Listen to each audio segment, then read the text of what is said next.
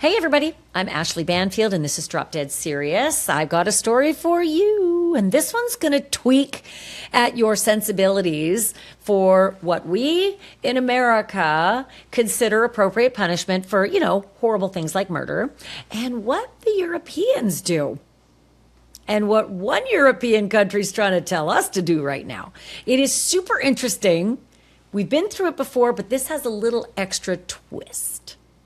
And I have a guest who's such a quintessential Texan. He is a Texas sheriff. He's going to join with the big old 10-gallon hat, and I just love him to pieces because he's very, very clever, very, very smart. He's been at his job for a long time, and he has a thing or two to say about what's going on in this particular story. Let me take you into the details. So there's a Texas man, and he's facing an accusation right now of murdering his wife. Not just his wife, his pregnant wife. And as we speak, everything should have been getting all cooking for a trial in a Houston courtroom. Prosecutors are supposed to be laying out a case against this fella, and a jury is supposed to decide whether he killed his pregnant wife, the person with whom he shared a home and had 2 young children and a baby on the way. That wife was 38-year-old Christa Gilley. That husband is 38-year-old Lee Gilley. And instead of being in that courtroom facing that accusation that he did that to the mother of his 2 kids and the expectant 3rd kid, Lee Gilley is instead in Italy. I know, right? Wouldn't we all like to be in Italy right now, right? Especially if you're in Texas in a heat wave. But the prosecutors say that just before the capital murder trial was supposed to begin, and yes, capital murder, you'll find out why in a moment, Lee Gilley, who was out on bond. I know. How are you facing capital murder and you're out on bond? We'll get there. Lee Gilley cut off his GPS monitor. Oh. How did that happen? He was strapped to his ankle, he cut it off, and he got out of Dodge. And when I say Dodge, I mean the United States. And he went from the United States to Canada using a fake ID, fake passport. You can't get into Canada without a passport. So he got himself a fake passport and he went to Canada. But he didn't stop there. He got another flight to Milan, and not for Fashion Week. He forged Belgian documents, got himself those travel documents, and made his way to Italy. Milan, Italy. But the authorities caught up with him.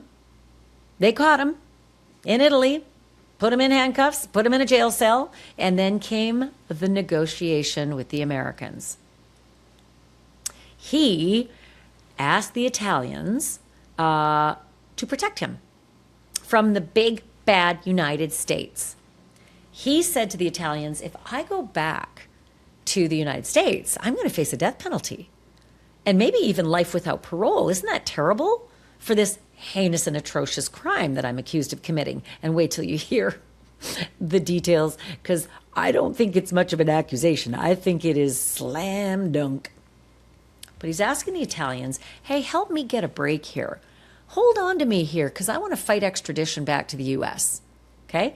And I want to fight the extradition based on the fact that you in Italy, you don't subscribe to the death penalty. We've heard that before, right? And it often works. But he went a step further. And this is the one that gets him a craw. He said to the Italians, you also don't subscribe to life without the possibility of parole in this country. You believe in the possibility of parole, even for people who kill their pregnant wives. And again, he's alleged. It hasn't been proven in a court of law. And guess what? The Italians are like on board. They're demanding assurances from the Texans that they will take the death penalty off the table. Again, we've heard that before. It's not unusual for other countries to do that. It happens all the time. But they also want the Texans to take the life without parole possibility off the table as well, if he's convicted. So basically what the Italians are saying is, we're not going to send him back. We are not going to deliver you one Lee Gilley, who's accused of killing Christa Gilley, unless you promise us you won't go so hard on him. wait till I get the details out here. Of the way Christa was killed, because going easy on him if he did this is the last thing I think any of us is really going to want to happen. So I will get to the negotiation part and what the possibilities are and what's likely to happen and what's likely not to happen in a minute. But Christa Gilley was just 38. She was a physical therapist, mom of 2 little kids, and was expecting. She had another baby along the way, and I think she was around 2 months pregnant. And Lee and Christa Gilley lived in a home in the Houston Heights area, fancy home, very expensive, just over $1 million for their home. So, not too bad. Their kids are 3 and 5, and their life just looked great, right? It looked like what many families work towards. Christa had built a career as a physical therapist. Lee was working as a software consultant. And as I just mentioned, baby number 3 was on the way in this lovely Houston suburb. What could possibly go wrong? But on Monday, October 7th, 2024, late in the evening, inside the couple's home, something did go wrong, because Lee Gilley called 911 and said that his pregnant wife was not breathing. So, of course, paramedics get there as fast as they can, and they grab her and they take her to Memorial Hermann Greater Heights Hospital. Doctors tried to save her life, but unfortunately, she was pronounced dead by early the next morning. Lee reportedly told the police that Christa may have overdosed or may have taken her own life. But the doctors saw something a little different. Yeah. When the medical examiner and the doctors took a closer look, they found injuries that kind of said it was not what Lee was telling them. According to the medical examiner, Christa did not die from drugs or suicide or some unexplained medical crisis. They say she died from compression on her neck and upper back, aka strangulation. For good measure, she also had bruising and apparent trauma to her face. So there was that. Her death was ruled a homicide, not a suicide, not an accident, right? And just 4 days after Christa died, I guess there was enough evidence for probable cause because Lee Gilley was arrested, and he was charged with not just murder, capital murder. Capital murder. And the capital part of it stems from the fact that Christa was pregnant. And under Texas law, that charge can expose a defendant to either the death penalty or life without the possibility of parole. If you want to look it up, be my guest. It's Texas Penal Code 1903. And intentionally murdering an individual who is pregnant or killing more than one person, including an unborn child at any stage of the gestation, that constitutes capital murder in the state of Texas. And that crime is punishable upon conviction by either the death penalty or LWOP, life without the possibility of parole. So I like to call it toe tag parole because it means you're not coming out of that institution unless there's a toe tag on your gurney. So what happened after his arrest is one of the first major questions in this case, because despite facing the most serious charge, right, capital murder, serious, doesn't get more serious in the state of Texas or anywhere else, yeah, he was given bond. Judge granted bond. The amount was big. I mean, it was a very high bond, $1 million, which is really a lot, but not when you're on the upper echelons, and they had $1 million plus home. And so when Lee Gilley was released, the court placed him under strict conditions. He surrendered his passport. That's important. He was ordered to remain in Texas, natch, and he had a GPS monitor attached to his ankle so that the authorities could track his location. So in theory, Lee wasn't going anywhere without the court knowing about it, in theory. And while he was out on bond, the prosecutors continued building the case that they planned to present to a jury. According to the court documents, the investigators believe that some of those Reddit posts that he allegedly wrote months before Christa died, apparently they are clear and convincing motive for murder in the eyes of the prosecutors, because in those posts, the writer, presumably Mr. Gilley, described himself as bored in his marriage and interested in meeting younger women. including a college-aged woman, for a casual sexual relationship. Ooh, that in the business is what we call bad facts. Not bad for prosecutors, bad for defendant. And that wasn't it. State also planned to present some evidence about tension over money and a brand new SUV that prosecutors say Lee decided to buy without telling Christa, an expense that allegedly triggered a very serious argument between them. And you know how it goes, right? You bought what? What the hell? Often it doesn't amount to murder, but did it in this case? Prosecutors think so.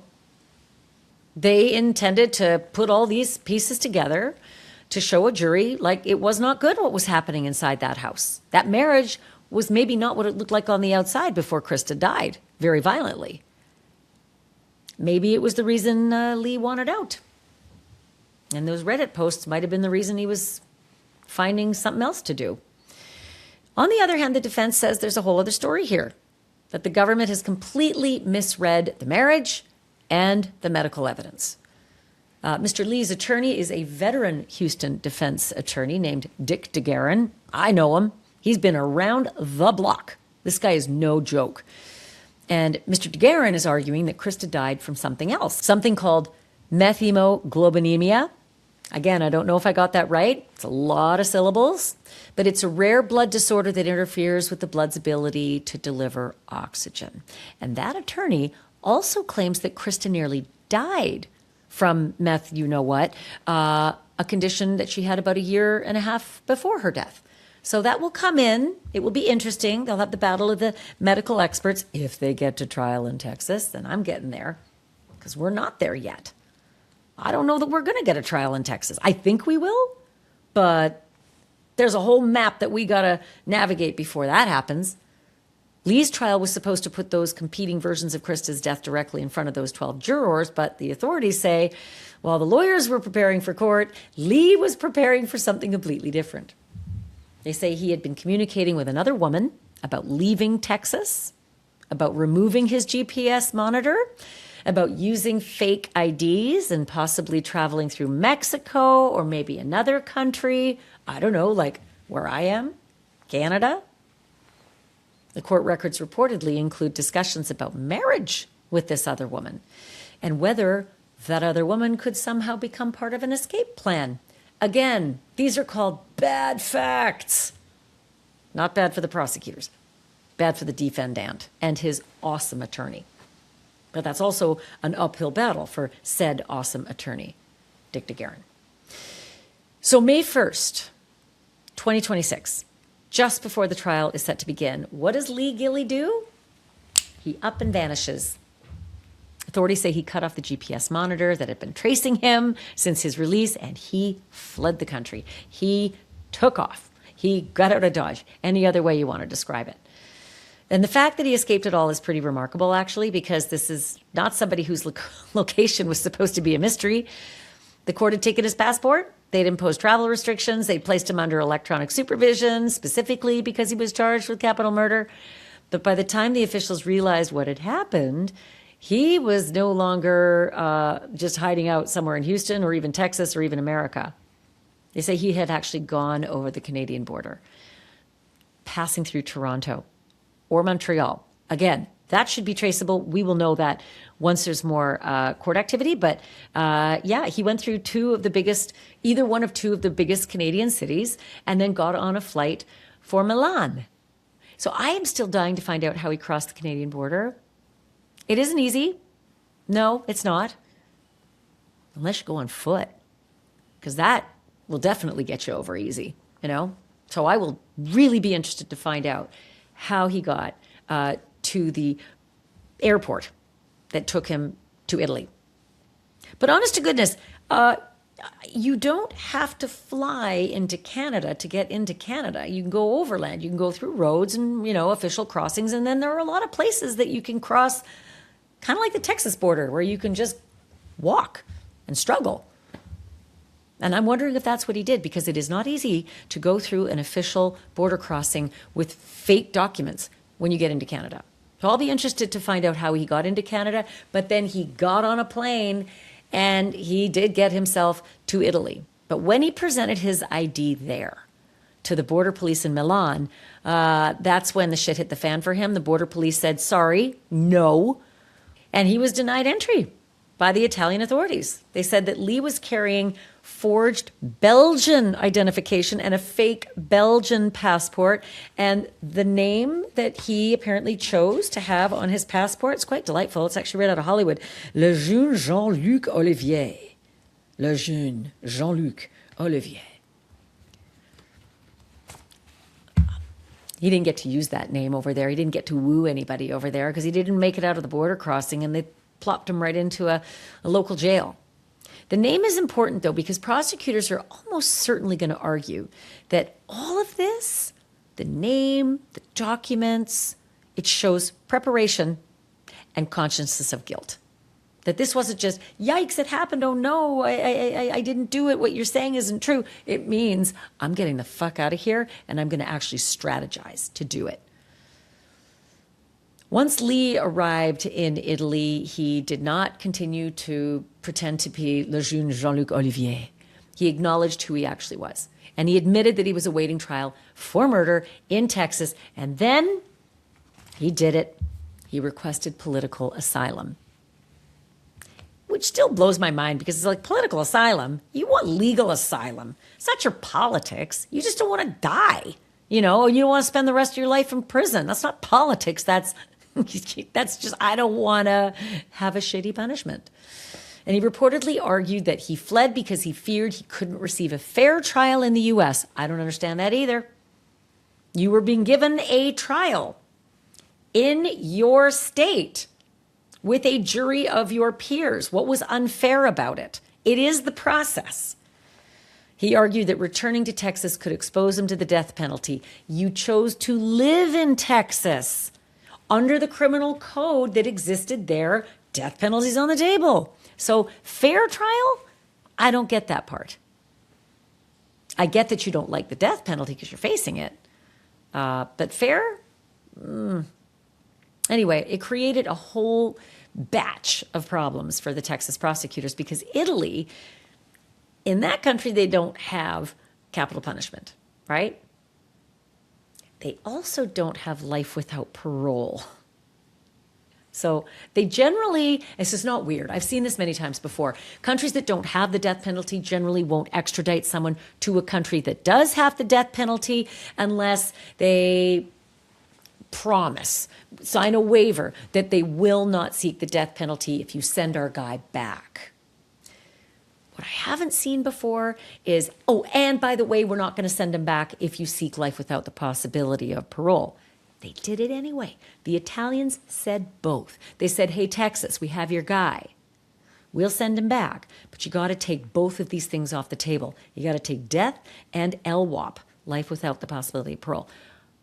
Do what now? So before Harris County, Texas can put Lee Gilley on trial for Christa Gilley's violent and vicious murder, pregnant with their baby, Texas may have to promise a whole other country that it will completely change the way it does criminal business. And it will change the kind of punishment that it seeks. Not just death penalty, which is standard, and they do that, but the other thing too. Life without the possibility of parole. This is an extraordinary position for a state to be in. And now in the latest turn, an Italian appeals court has temporarily blocked the U.S. and their request to extradite Gilley back to Texas. The court is demanding these assurances that if he's returned and convicted, he will not face death and he will not spend the rest of his life in prison without a chance to get out. So the block, to be clear, is not permanent. It's just temporary. They're basically saying, we'll do business with you, but, we're putting our line in the sand. And in the meantime, Lee is overseas. Well, Texas officials decide what they're willing to give away. What kind of compromise will they make in order to get him to Texas and try him in Texas and punish him in Texas with whatever they got. But there's a card that they can play. They can just work out something with the feds. I'm going to get to that in a minute because it's actually really crafty and smart, and I think it may be the way they're going to go. So stand by for that. Lee is also facing a federal charge, right, for fleeing prosecution after he cut the ankle monitor and escaped to Italy using those forged Belgian documents. And if he's eventually brought back to Texas, the prosecutors are almost certain to tell the jury that he did this. This is the pickle that we've been in. He buggered off, and he cheated, and he lied, and he did all these awful things, and ran off to Italy. And that's not going to sit well with the jury. Like, flight alone doesn't prove guilt. I mean, we all run from something we're scared of, even if we didn't do it. But it doesn't look good. And the prosecutors are going to say it's not just that he was scared. It shows he was he had consciousness of guilt. That's why he ran. It's a good argument that both sides can make. But again, the juries don't like to hear it. People don't like to hear that you took off, you ran, and you caused everybody all this distress and hassle, right? And you did it right as the trial was approaching too. Calculated decision, strategizing how to get out of here. So the defense is still going to have a whole lot that they can fight over. Lee's escape could look terrible, but the state still has to prove that Christa was murdered at the hands of her husband, that he was the guy that did it, right? So the medical evidence is going to be really critical in this case. Prosecutors are going to rely on the autopsy finding that Christa died from compression on her neck and her upper back. And that's consistent with strangulation. The defense is going to focus on that underlying blood disorder for sure, right? And they're going to argue those findings have been misinterpreted. I think it's going to be a tough sell, because even if you have the blood disorder, how'd you get all the compression on your neck? Blood disorder doesn't cause that, or bruising and, injuries on your face.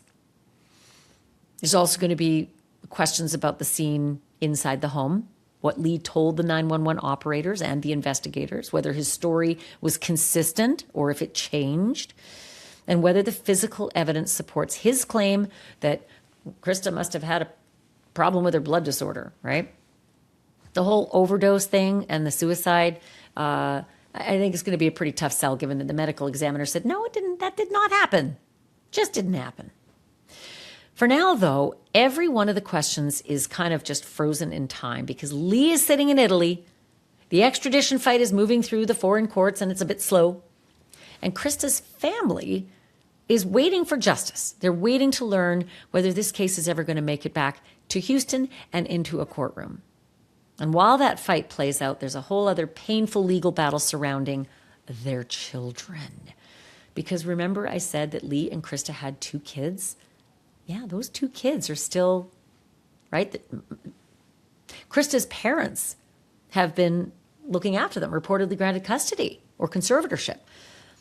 And the families have been fighting over whether the kids should live with them or with Lee's parents, and what kind of contact should Lee's relatives have, right? It's very messy. The kids have already lost their mom, right? They're not going to have a mom. And their dad is jailed in another country right now and could be in prison, for the better part of the rest of his life. If not the rest of his life, I'll explain why. So who do they live with? Now, every single part of their lives is being decided by a court. And as if this case weren't already strange enough, an alleged squatter moved into Lee and Christa's vacant Houston Heights home. Wait, what now? Because I guess the headlines are out there. She's not there. She's dead. He took off. So somebody might have noticed. That's for the taking. So a squatter's in there. And this is not an insignificant house. Zillow says the house is worth about $1.15 million, somewhere around there. Maybe it's more, maybe it's not, but that's the Zillow estimate. Apparently this squatter changed the locks, installed cameras, and then tried to claim the property as his own. So that is a hot mess.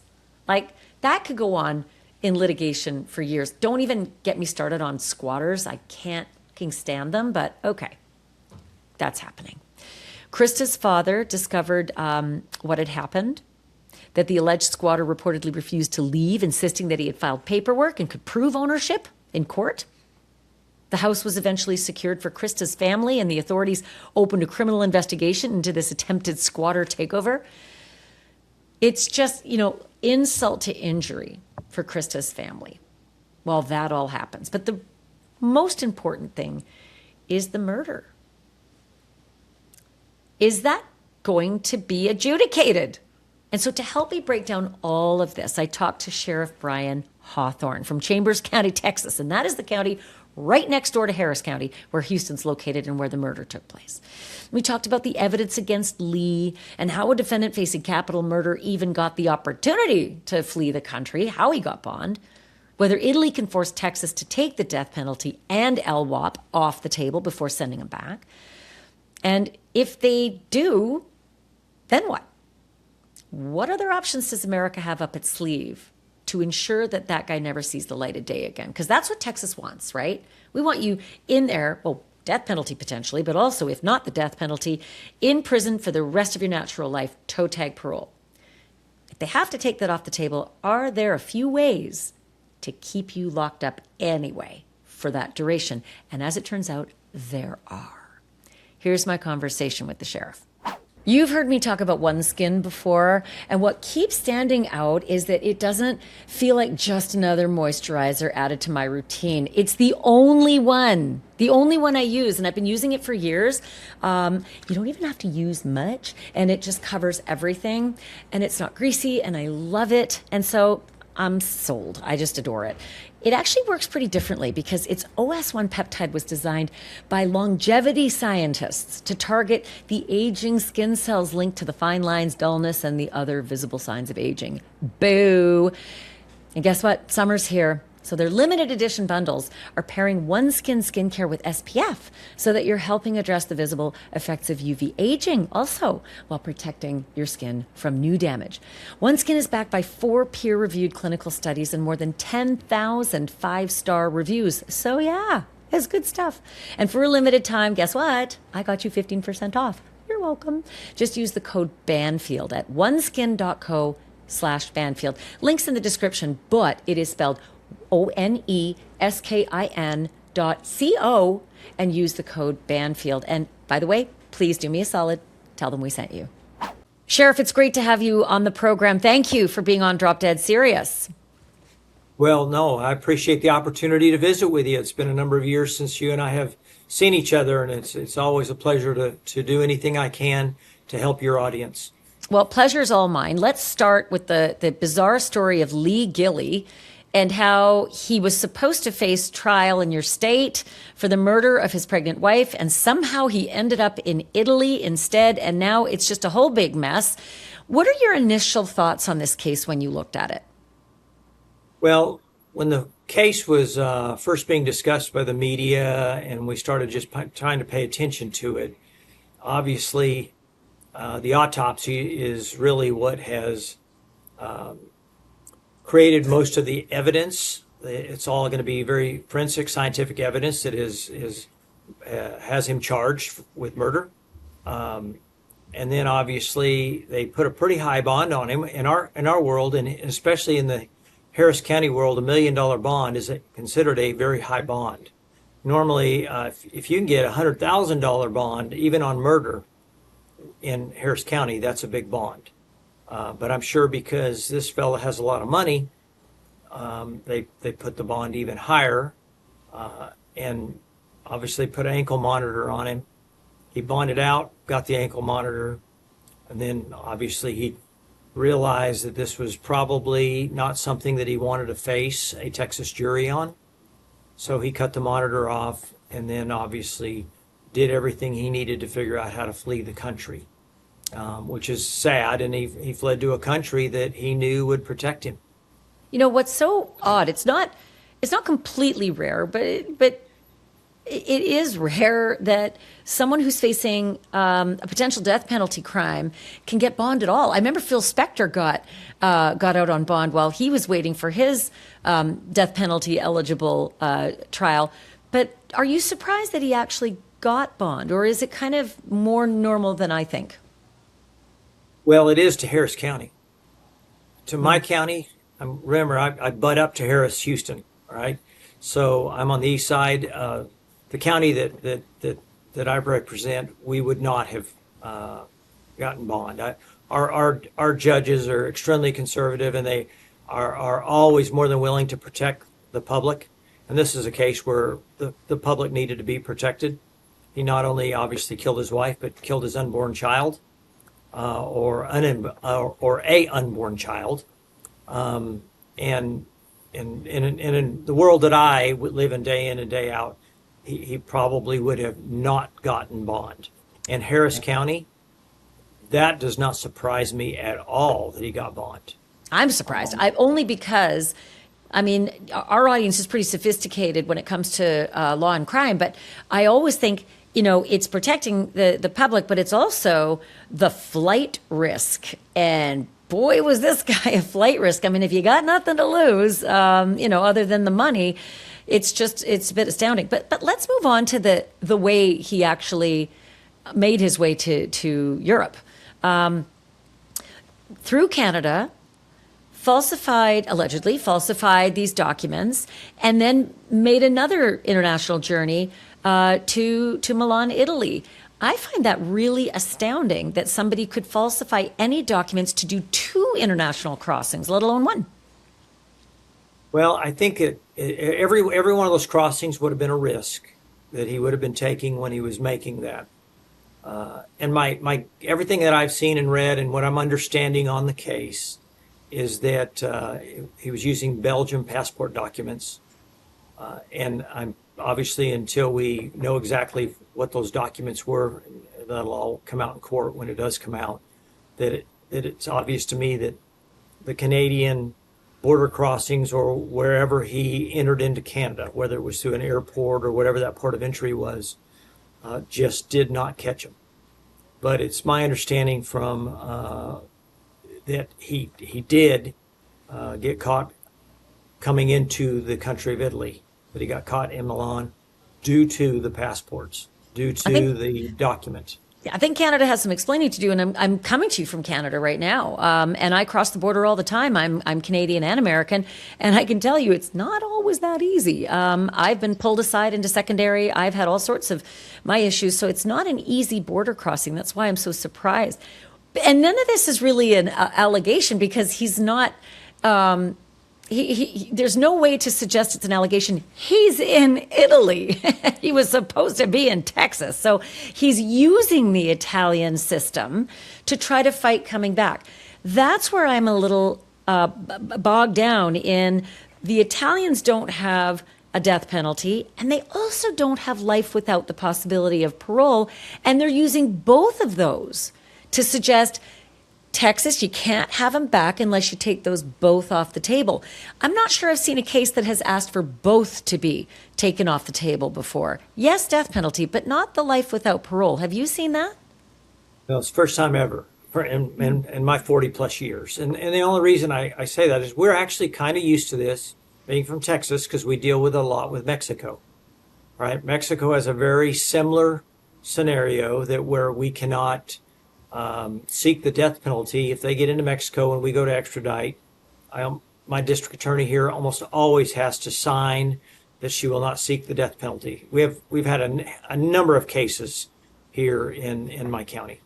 So Harris County also. I mean, I can't even imagine how many of those cases, because of how many immigrants that we do have here in Texas. A lot of them, when they commit those heinous crimes, they will automatically flee back to Mexico or Guatemala or whatever that country is that they're from. Usually they'll flee. So it's not an uncommon. But do they also ask to give a waiver on life, no parole from Mexico? Never seen that. This is the first time ever. It's a first for me too, and I've seen some Canadian extraditions. Like Charles Ng was a heinous, serial killer, and he requested the death penalty be taken off the table. But I don't believe I ever heard life no parole was taken off the table. Correct, and I have never heard of that either. And we, Texas, I will tell you, and I guarantee Harris County feels the same way, would probably be pretty willing to do that as regards to the death penalty. I'm sure the snag right now is the life without parole, because the thought of allowing somebody back out after meeting the terms of the life sentence, which is an interesting thing to me, because just because he does come back and they do give him the ability to be eligible for parole does not mean he'll ever get it. Right. So Just ask Susan Smith. She that's right. she's done everything she could, and it took 7 seconds or something crazy, and she's up again for parole, and it probably won't happen again this time. But let me ask you about negotiating with the Italians or the European Union or even Canadians or anybody else who might ask for something like this. Is it that they ask a lot because they want to end up at just taking the death penalty off the table, the old traditional market bargaining? Or do you think they're really serious? Like, no, there's no question about it. I think they're probably serious because the dealings that I've had with the country of Mexico, they're very serious about it. And I think it drops back to religious beliefs.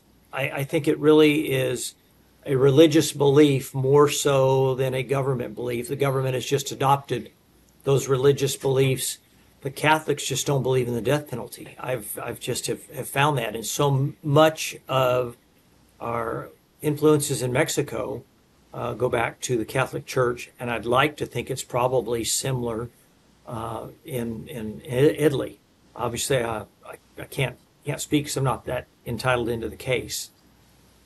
I get that for death penalty, but I don't get it for life no parole. I mean, Nor do I. This was an atrocious and a heinous crime. There are 2 children who will likely be effectively orphaned. And I'm not saying that that's a bad thing, given the fact that if their father committed this crime, they should never be with him because he killed a family member if he did it. But do you think that the Italians may negotiate down on the life no parole, or do you think they're sticking to that one too? I think they'll stick with it. To me, it doesn't do you any good to have any kind of to lay out something if you're not going to stick with it. So I don't know. Obviously, it's hard to say, but I know that my dealings with Mexico, we've always had to agree to their terms.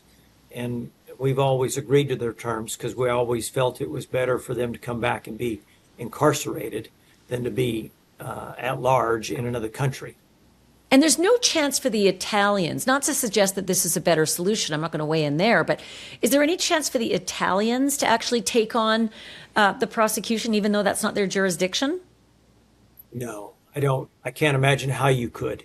I would believe the answer to that would have to be no. From my limited knowledge in law enforcement and how we file cases and handle things within our jurisdictions, I just don't see how that could even remotely happen at all. Okay, so here's a crazy idea, and I'm coming up with it on the fly, so forgive me if it's sophomoric. But what about like this dilatory tactic of just leaving it in limbo? So he's locked up, because I don't expect that they would let him out. Leave it in limbo. Stay locked up in an Italian jail in limbo. Much worse than knowing your fate.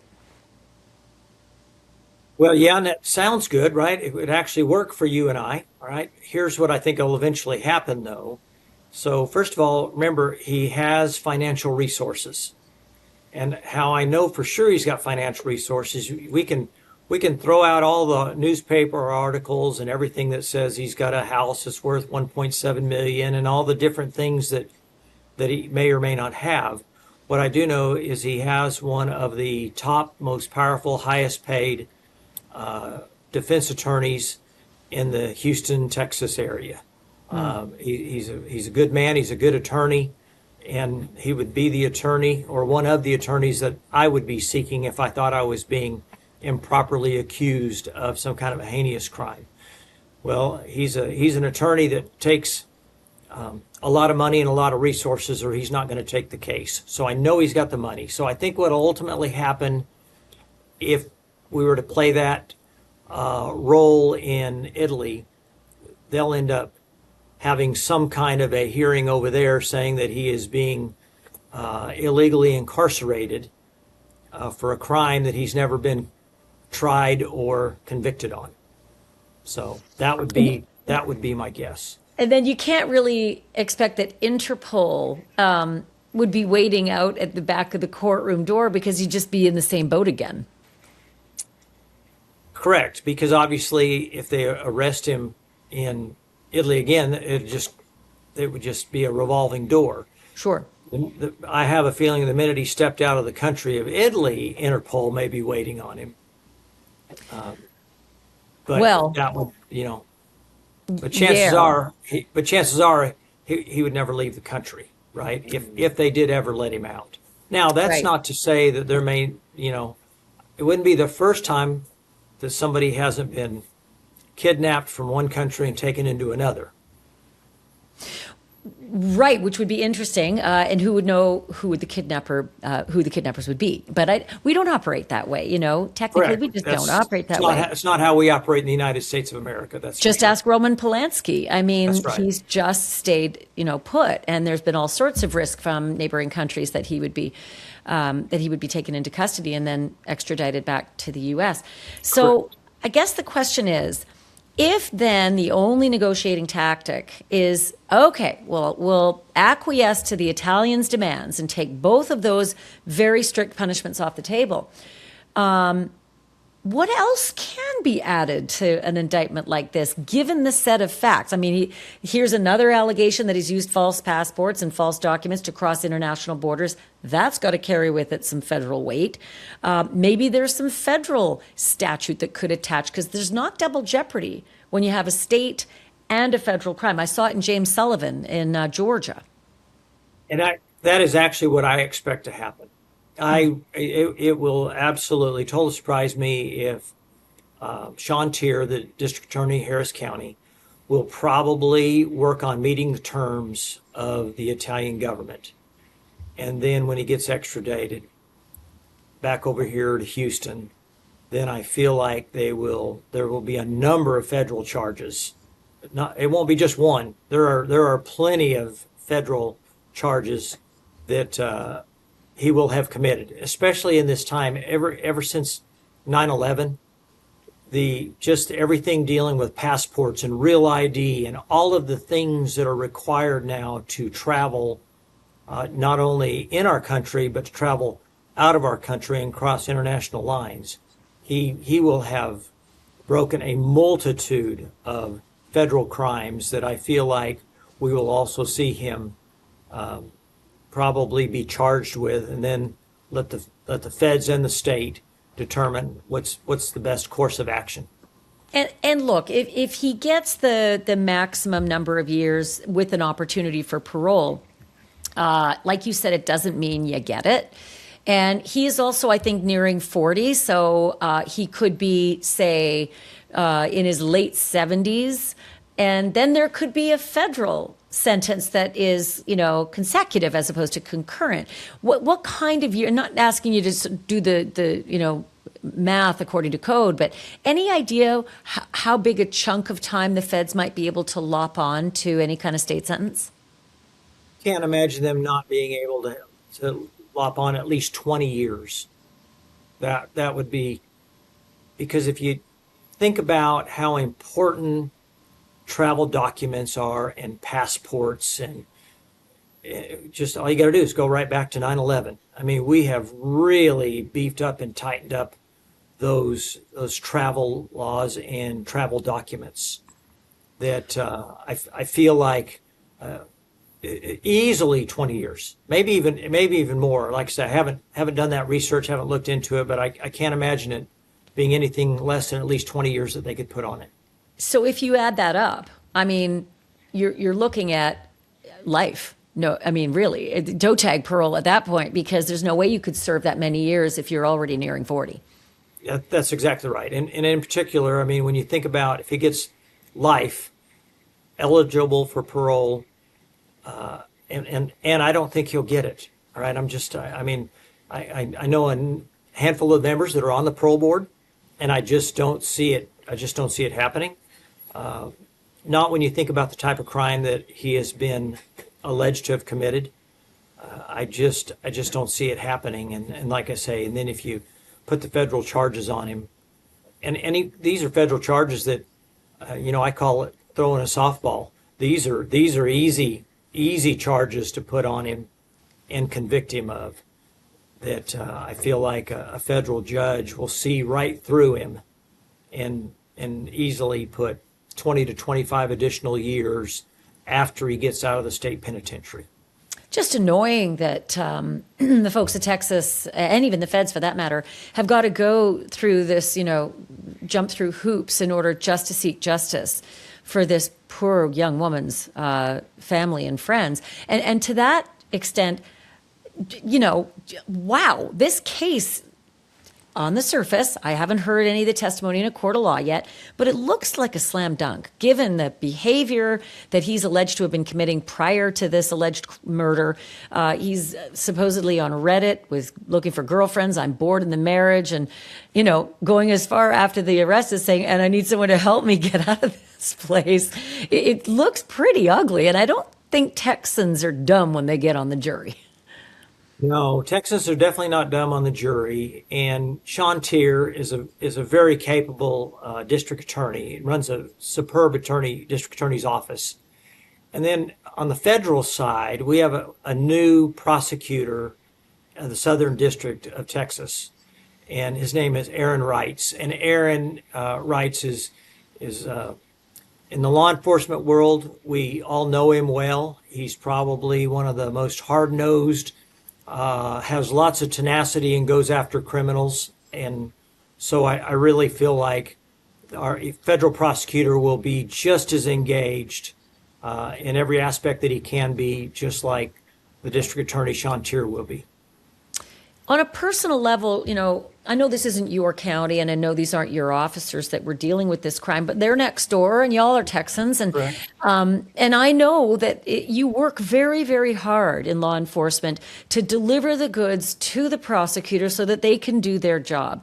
And I can only imagine that this is really, you just feel dashed if somebody takes off and if there's some threat to seeking justice. How do you suppose this is the behavior of this fella just off to Italy for a nice vacation in an Italian jail? How do you think this sits with the officers who work this case? Oh, I can't even imagine, because these kind of cases, especially a pregnant mother and the circumstance of this case, I just can't even imagine the stress that these officers feel, that they had him in their hands. They had him in jail. The court, obviously, our system of bail, we've been improving it over the last few years. Our legislature's done a really good job of trying to tighten bail on violent criminals.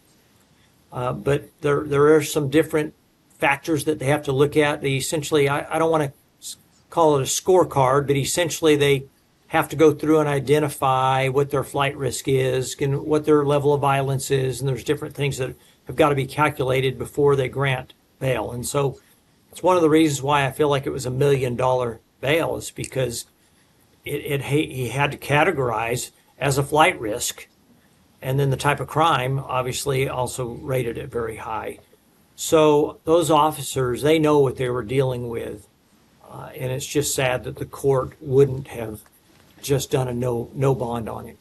It feels it feels weird when there's someone who is affluent. I know $1 million is a lot of money, but to someone like that, it isn't.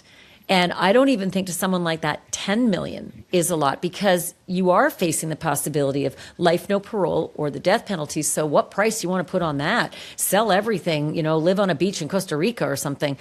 Do you think that this case might actually chasten not just Texas authorities, but people all over the country in authority to say, we really do need to reassess when we have somebody facing the utmost punishment, that bail shouldn't be an option?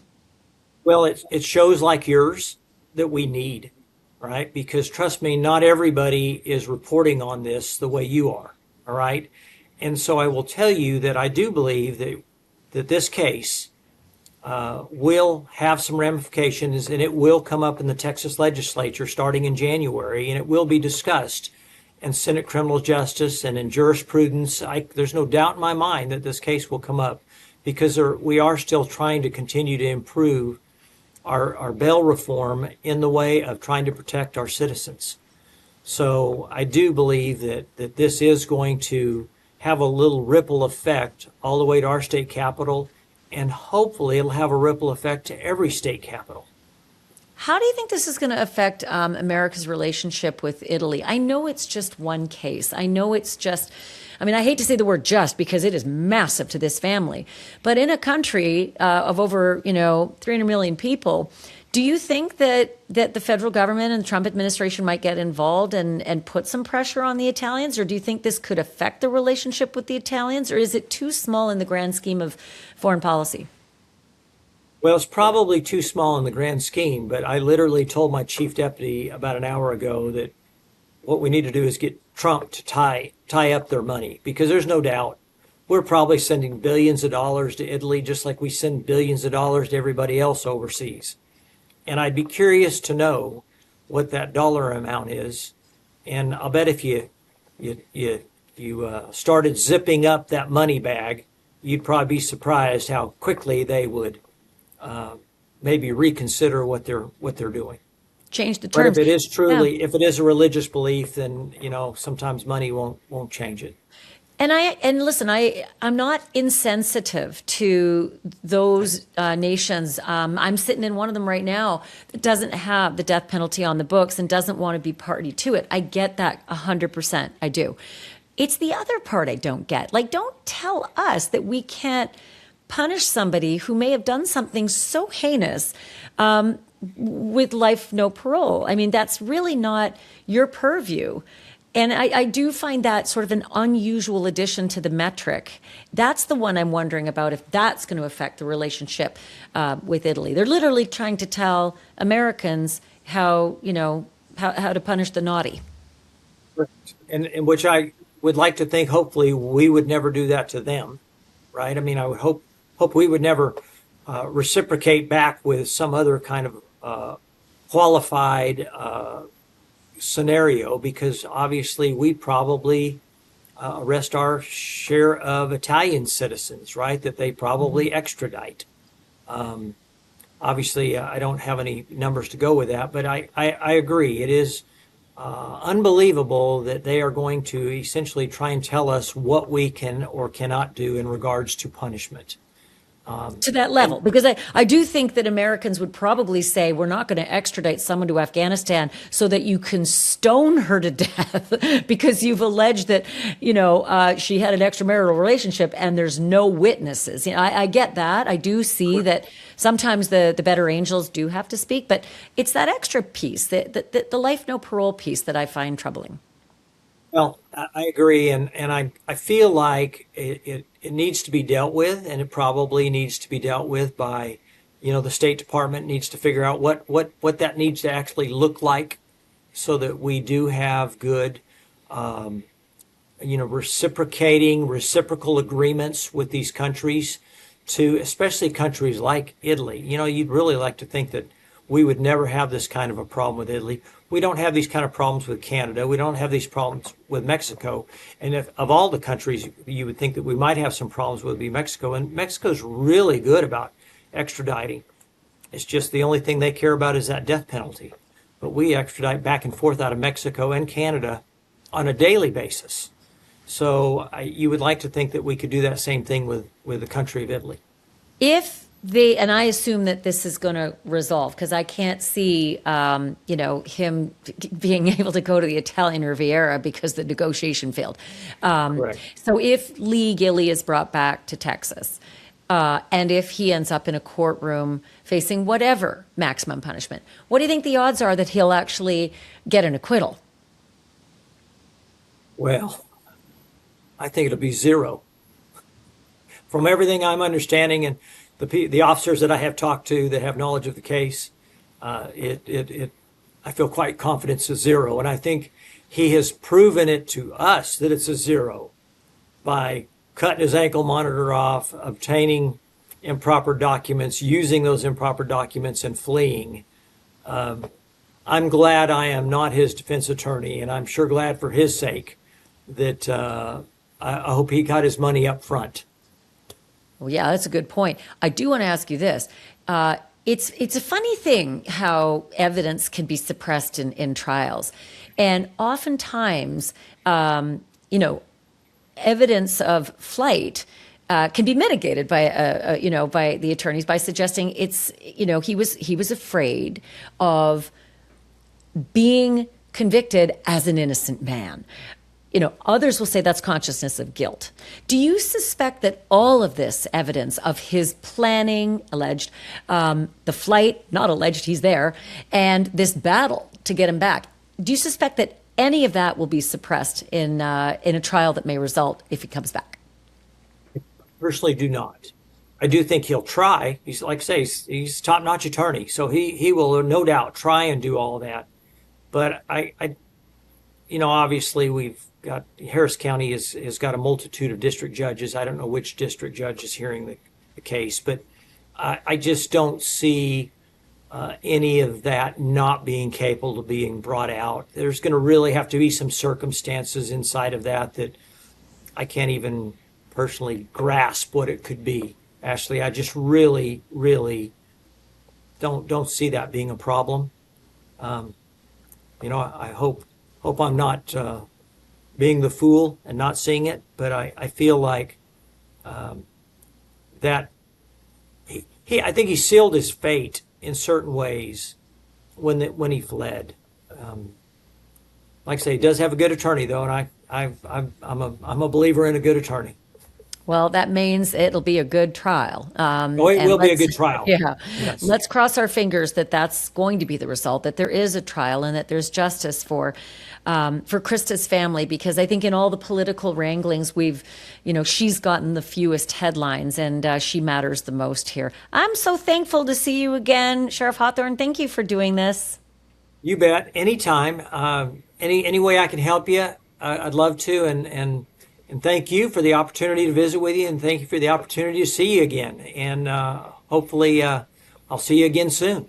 You stay cool there in the summer in Texas. Well, it is hot. I mean, it's hot. This week has been one of the truly hottest weeks we've had in a long time. And when I mean a long time, I don't mean just in a year or two.